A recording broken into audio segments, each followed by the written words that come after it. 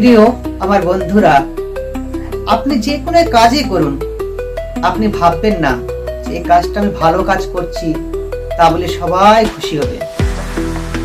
তা কিন্তু আপনি কখনোই কারো মন জয় করতে পারবেন না। আপনি যে কাজটাই করুন, কেউ না কেউ আপনাকে চেষ্টা করবে সে কাজটা কিভাবে বন্ধ করা যায়। আপনি ভাবতেন আমি খুব ভালো কাজে জয়েন করেছি, আমার দ্বারা খুব একটা ভালো কাজ হবে, এই কাজটা আমি করব, কিন্তু সে কাজটা না করার জন্য আপনার পিছনে অনেক লোক লেগে পড়বে। আপনি যত উপরে ওঠে চেষ্টা করবেন, আপনাকে মানুষ ততই পা ধরে নিচে নামার চেষ্টা করবে। আপনি মনে ভাববেন না যে আমি এই কাজটা করলে সবাই আমাকে দেখে খুশি হবে। আপনি কারো মন জয় করতে পারবেন না। চলুন আমি আপনাদেরকে একটি ছোট্ট করে গল্প শোনাই। বাবা আর ছেলে মিলে এক গাধা বাড়ি নিয়ে আসছিলেন কিনে। সে গাধা যখন বাবা আর ছেলে মিলে কিনে নিয়ে আসছিলেন, দুই বাপ বেটা মিলে গাধার দড়ি টানতে টানতে বাড়ি ফিরছিলেন। কিছু দূর যেতে না যেতে একদল লোক দেখতে পেল আর বলল, দেখ দেখ কি পাগল, ছেলেও পাগল আর বাবাও পাগল। আরে গাধাটা কিনেছে ভালো কথা, কিন্তু একজন তো চড়ে যেতে পারে নাকি? দুজনকে হেঁটে যাওয়ার কি মানে আছে?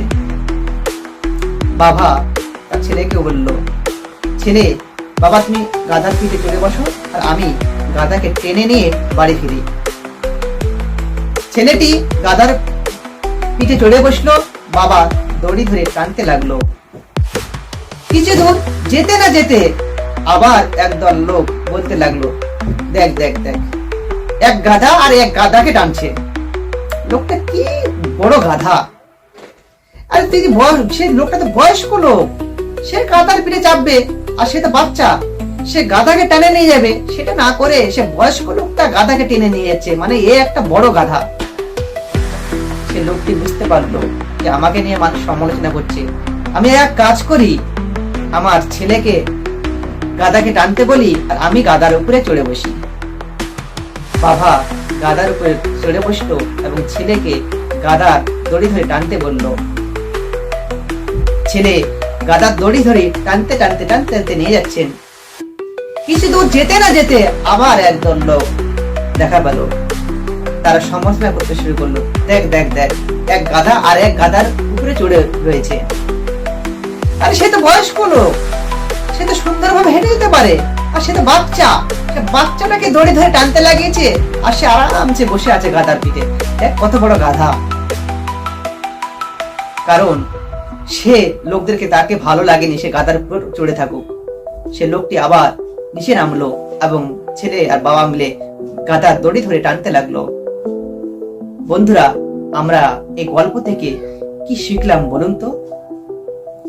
আমরা এই গল্প থেকে এটাই শিখলাম, বাবা চড়লেও দোষ, ছেলে চড়লেও দোষ, কেউ না চড়লেও দোষ। কারণ আপনি প্রত্যেকের মন জয় করতে পারবেন না। আপনি যে কাজটাই করুন, কাজটা আপনি ভালো করছেন, কিন্তু সে কাজ থেকে অনেকে হিংসা করতে শুরু করবে।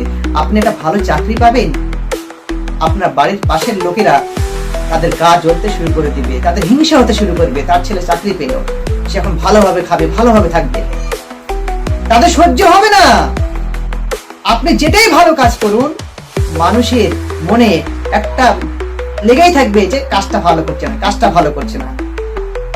তাই আমার প্রিয় বন্ধুরা, আমি এই গল্পের মাধ্যমে এটাই বুঝাতে চাইলাম, আপনি যে কাজটাই করুন, আপনাকে যদি মনে হয় এই কাজটা ভালো, এই কাজটা করলে সঠিক হবে, এই কাজটা করলে আমি সাকসেসফুল হতে পারবো, আপনি সে কাজটা নিয়েই চিন্তা ভাবনা করবেন।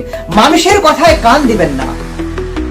কেউ যদি আপনাকে নিয়ে নানা রকম সমালোচনা করে, এই কান দিয়ে শুনবেন আর এই কান দিয়ে বার করে দিবেন। আপনি তার কানে তার কথা ভ্রুক্ষেপ দিবেন না। সে কি বললো বলতে দেন, আপনি আপনার কাজ নিয়ে ব্যস্ত থাকবেন, তবে আপনার দ্বারা সে কাজটা সঠিকভাবে এবং সুন্দরভাবে হবে।